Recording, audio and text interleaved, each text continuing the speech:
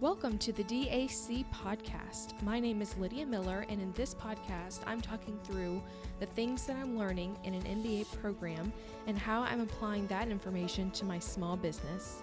Thanks for joining me. Now let's get started. Welcome back to the DAC podcast. I am thrilled that you're here and that you are wanting to grow your business. And in this episode, we're talking about growth strategies with our current products. And if we're thinking about creating new products, what do we need to keep in mind before we do that? And so you probably already know this just by running a small business, but I always find that if something is broken down into smaller pieces and categorized, that I understand it better and can see where I'm headed next. So you probably know a lot of these strategies already, but we're still going to talk about them today because it's some great information. But before we get into the content, I just want to let you know something that I am really, really excited about.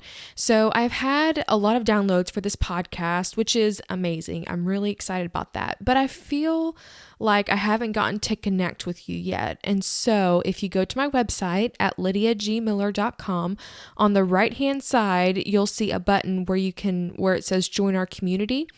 And so you can sign up there and get access to a private Facebook group where we're going to discuss things on the podcast, and I'm going to share a lot more content on there. And I have a lot of ideas of how I can get more and how I can give more content there. And we'll be doing Facebook Lives in there and continuing the discussion on what we're talking about here and supporting each other and encouraging each other as well. So if you would, please join. I would love to have you. All right, now let's get into the content for the episode. All right, so we're going to break this down into two different pools of thought of products or services. So we're going to talk about first our current products, and then we're going to talk about our new products. So we're going to start with our current products and services that we have. And I'm going to say products, but I mean products and services. If you're a service-based business like I am, or if you sell products, you know, just know that they're interchangeable terms for this episode anyway. Okay, so if you already have something that you're selling, then you're probably going to have an easier time with this because you already have a current product. So creating a new product is a lot harder to do, but I don't want you to give up on your current product if it's not doing super well right now. You may just need to tweak it a little bit for it to become a star product for you. Okay, so if you're trying to get more sales for your current product, you can, one, sell more to your current clients. Now, they already like what you're doing with your product because they've purchased from you before. They wouldn't do it if they didn't like it. So for my business, I run a bookkeeping business. And the next step for a lot of my clients would be for me to do more bookkeeping services for them or to add on a complementary product for them to do that's still in the realm of bookkeeping. This kind of straddles the line between a new product and a current one, but it's all under kind of the same bookkeeping umbrella.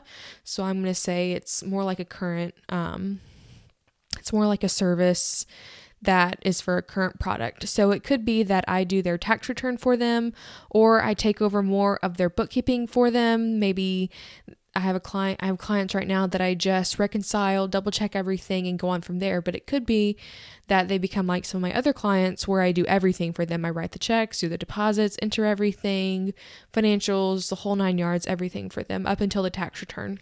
So that could be something that you could think about for your business. Maybe you can add on a service that's complementary or that goes along the lines with just deepening how much you're doing for your client, for what you can do for them to create more revenue for your business. And so for me, you know, the taxes aren't something that I want to do right now. I don't really have the right credentials to do the tax return. I'm not a CPA. I'm working to become an enrolled agent, but I just haven't had the time, or really, you know, it's a lot of work and it's kind of expensive to do. So I haven't been doing that right now. But if I am looking to get a couple of new bookkeeping clients because the ones I have don't need any more services. So another idea for a bookkeeping client would be to add on like a payroll service or do their 1099s or to handle their HR. That does straddle into a new product category.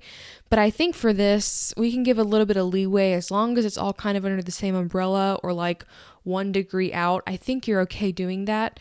You want to find, if you're looking for that, you want to find another problem that they're having in their business and solve it for them. And so that could be a way for you to sell more to your current clients that you already have.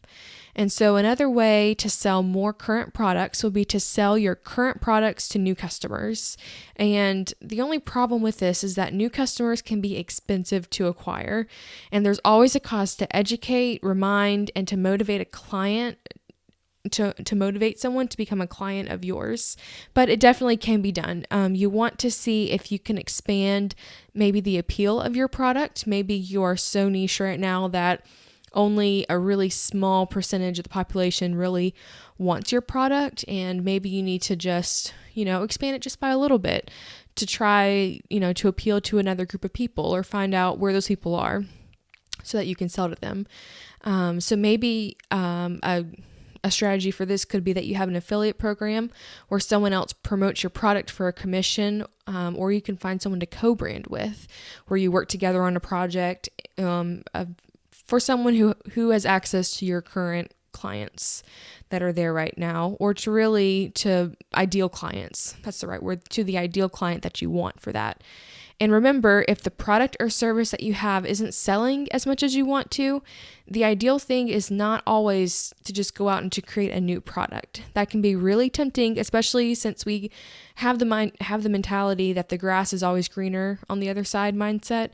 But I want you to try some of these strategies with your current products before creating something new. So again, a couple of those strategies were to sell more to your current clients, to find something that's maybe just a little bit outside of what you're doing right now, and doing something like that. Maybe if you're bookkeeping, get payroll if you're not doing that already, or to add in some of their forms that they have to fill out every year and to do that for them. You already have those clients, so that would probably be a lot easier to do than to find completely new clients. But another thing to do, would be to find new clients. That can get expensive, but it could pay off big time in the long run, especially if they become recurring clients and that becomes recurring revenue in your business. And so next, we're going to talk about creating new products and services for your business. And so anytime that you make something new, you want to know the investment it will take to get there and what you want your return to be and how it fits into your business model and how it works with your mission statement. And so this podcast is a great example of that. I decided last year that I wanted to do this podcast. I had just done bookkeeping up until then, and I knew I wanted to share this content that I was learning through this MBA program. And so I was having a problem with the technical side of it, and I finally had to make an investment in an online course to walk me through step by step how to create it and how to get it working to where all I have to do is press record. And there's a couple things after that, but really it's pretty seamless at this point. If you're interested to know, I did use Pat Flynn's Power Up Podcasting course, and I would definitely recommend it if you're looking to start your own podcast. And you can actually go to my website on the resource page and you can find the link there and more information as well. And so this is for sure a new service for my business, but I'm still in the same realm of where I had been before. It's a little bit different talking about the MBA program and marketing and things like that, but I was going to get the MBA anyway, so I decided why not just share the content and help out other businesses as well. So that is something that was new, but it definitely fit into the mission of my business for sure. So that's kind of how I made the decision that it was the right thing to do. All right, so new products. So first, you could create a new product for the audience that you already have. And this seems like the most logical first step. So the people who are already buying from you know, like, and trust you. And if you're solving a problem for them, then they're more likely to buy from you. And this could be a product line extension for something you already have, or it could be a premium version of what you already have. So for my bookkeeping business, if I wanted to create a brand new product for my clients, this would probably be where the taxes were to come in. I know I mentioned it before, but this isn't in what I'm doing right now. So if I were to do taxes, it could be that for the sole proprietors, I not only do their whatchamacallit, it's not the Schedule C, but it's, this looks bad. I can't remember the name of it right now, but there's a tax form that you fill out for the sole proprietors, but it could be that I also do their personal returns as well to have that entire, process seamless for them, since I already know what most of their income is coming from, and most of their deductions and expenses are as well, because I'm taking care of the bookkeeping for them. So that could be something if you're a bookkeeper for what you do for just those clients that you have. Even if you didn't want to just announce to the public that you're doing taxes, you could try to do that. That could work for sure. So the second way is through diversification, and this is going to be the absolute hardest strategy to take. It would be like me going from offering bookkeeping services to also offering photography or jewelry making or something like that, where it's way out of my league, way out of my, comfort zone. And it's a completely different field where there's different customer bases, different challenges, different branding. Like my ideal client that I have now might not be interested in photography. They might, not need it at all. It's a very, it's art, and I'm just not good at that. I'm definitely better at numbers. So I really wouldn't recommend doing this especially if you're starting out in business, and if it's getting difficult, and if you're wondering if you should, be doing this at all. I would want you to pick one. Either choose to go to the new business that you're thinking about, or just to stick out the one that you have and to work on that. But don't try to do them at the same time, because that's going to burn you out. And then you're going to probably have two businesses that aren't doing well, and you're not going to feel very motivated to keep either of them up for that matter. And so make sure that the ideas you have for your business don't fall into this category, because you'll probably lose time and money on this and just become frustrated. That's just my guess. So big corporations have even tried this, and unless you hire someone to run that part of your business who's done it before, it's not going to work.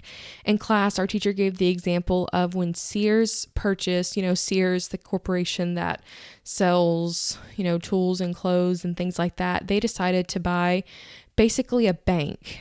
This was a long time ago. They basically decided to buy a bank and to become creditors and to issue credit cards and things like that, which I'm sure they already had their Sears credit cards and everything, but this was something completely different. And maybe it was like a real estate company. Either way, it was something that was way out of what they were supposed to be doing and way out of their lane. And it ended up, Sears, folding them for the most part, or at least those parts of the business, because they didn't even hire someone who knew what they were doing to run that part of their business. It could have worked if they would have purchased it and had someone else run it, but especially if you're a small business, that's not going to happen probably. So what you want to do is just make sure that you have these ideas that come that you're really excited about. Make sure that they're still in your lane. Make sure that you can still offer them to your ideal clients that you have now, or that you have a really solid plan of how you're going to get there in the end and how you're going to make money off of it. So 2 more ways that you can grow using new products are vertical and horizontal integration. And vertical integration is when you own a business in the chain of what you're doing. So let's say you create hand-painted wooden signs. And right now you're buying the paint and the wood pre-sanded, and you're having a professional seal your signs. So vertical integration is when you buy what you need to sand the signs. So you buy a sander and you buy the wood wholesale, just raw as it comes, and then you buy the equipment to put a seal on the sign. So you're doing all the steps in between, really, besides purchasing the paint, which I guess you could create that as well at a discounted price that you're saving money. It may cost you some time if you're not hiring someone else to do that, if you can't make those numbers work. But that's a way of vertical integration on how you can grow your business, because you could even sell those signs that you're sanding down to other people who are doing this as well, where they can come to you for signs and you can make money off of those different lines of your business. And so if you're using horizontal integration, this is when you would buy out all of the other companies that are making hand-painted wooden signs. And so that's really expensive for sure. That happens a lot in like insurance companies, not necessarily in small businesses. And so for my bookkeeping business though, it would be like me supporting QuickBooks Online, Xero, and FreshBooks. 3 different accounting softwares, horizontal integration to find more clients that way. And so you'd have to have a larger audience to appeal to, but you would have to know a lot more, and you would have to have more time on your hands to do this because all those systems are very different. It's not something I'm looking into right now, but it's just an idea if you do have a bookkeeping company. I have thought about it in the past, but it takes a lot to even understand QuickBooks Online. And so I've decided just to stick with that as my niche for sure. And so I want you to think through as you have these new ideas coming in, as you're thinking about different ways to grow your business. Maybe you're in a slow season right now and you're thinking, gosh, there's got to be a better way to make money at this. And there probably is. But I just want you to think through those ideas and kind of categorize them to make sure that the ideas that you have are actually going to work for your business and that you're not going to have to put a lot of time and effort into this and find that it doesn't work at all because it's nowhere near what you're doing right now. And so I want you to think through that, and at least if you are trying to expand for your products, try to find something in the current products and services that you can offer to your audience that you already have, and at least test it there and see if your target audience is interested in it, and ask them to share the idea with their friends that they think would like it. And I would for sure stay away from entering an entirely new industry and starting completely from scratch. If you're going to do that, then just close your old business or hire someone else to completely run that for you and completely move on to your new business and put your time and focus into that. This isn't, if you're going into a totally different industry, that's, probably not the best idea, but a lot of things are case by case. And so I would love to hear what you think about this and to continue the conversation about what we're talking about today and to hear what your ideas are and things that you're planning on doing to expand your business as well. So remember, you can join us in the DAC community on Facebook. You can go to my website to find the button to join on the right-hand side, and that website is lydiagmiller.com. And all of that information is going to be in the show notes. And so your action steps for this week are to think through your new ideas and to see where they fall in each of these categories and to join our community. I'm so excited to hear from you there, and I can't wait to get to know you better. So thanks for joining me today. And if you would, please subscribe on iTunes or on, you can find that in your podcast app. That helps other people to find this podcast and to share this message that we're sharing right now. So I want you to just keep it up because I know you're doing a great job, and I'll talk to you next week.